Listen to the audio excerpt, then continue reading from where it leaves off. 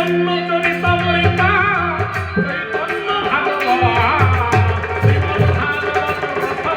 প্রথম আছে যত শাস্ত্র ছেড়ে হরিপদে নিয়েছি ঠাই কি দোষ করেছি বলো অক্ষয় শুনতে পারো বোঝা যাচ্ছে যার জন্য নাম শুনে যা রাখি ধরে এবার বর্তমানে পেলেন তবে দেখ সখী দেখা যায় কেমন নয়নে করে সখী তার সেরূপ দর্শন তোরা সব যা কোথায় যাবে তোরা সব যাবো সব আমার তো লয় না মন আমার মান দিয়েছে ওরা কান্দে কেন যাবো যাকে পাওয়ার জন্য আমি বৈষ্ণব মহলে ঘুরি তাকে খারাপ বলো পরে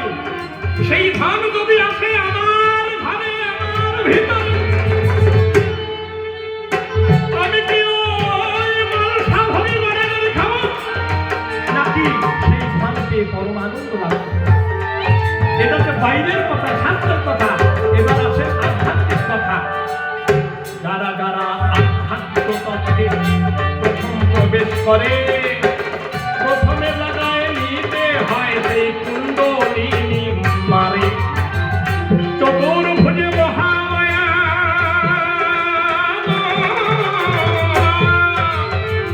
মূলাধারে রয় মার প্রয়োগে প্রণাম জানায় সব তাহার লাগা পায় মা যখন কৃপা করে তার খুলিয়া দেয়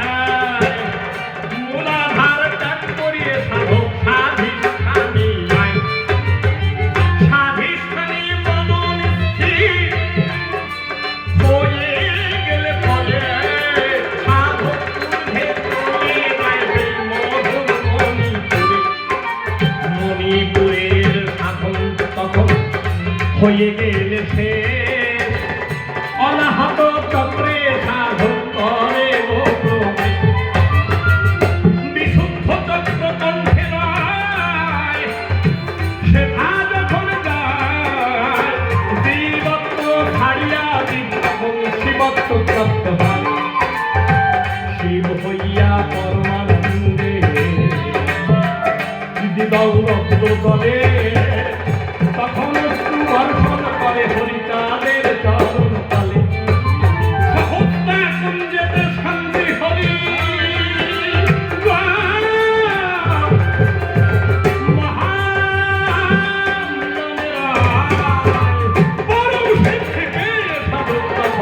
নিকুঞ্জ মনে যায় সহস্রারে শান্তি হরি ধরে সুবল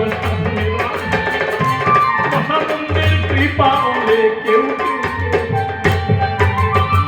প্রেমনুদা মহানন্দ পায় আর শান্তি হরির রুমাল বিমান দেখবি কেকে আয় কোথায় ভারত করে এমন সময় উচ্ছিন্ন বলে ভাই ঋদ্ধ কোথায় আমার কাছে বলো তো মায়ের পূজা কেউ না দিয়ে শাক্ত কেউ না হইয়ে বৈষ্ণব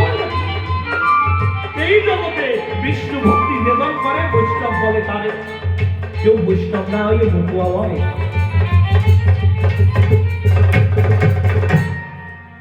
জিজ্ঞেস করতেছে ছেলে মেয়ে দেখতে গেছে ছেলে কি পাস বলছে মাস্টার ডিগ্রি হোল্ডার সে কথা পরে জান মানে মাধ্যমিক কি পাস করেছে বৈষ্ণবতা যদি না যদি ধ্যানে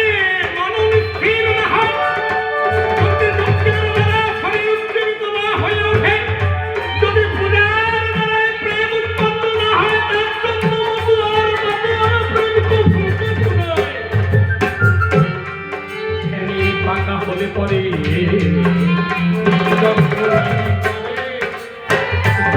টেনে নিয়ে যায় তারে প্রেম কুমার ভিতরে প্রেম যখন থেকে ওঠে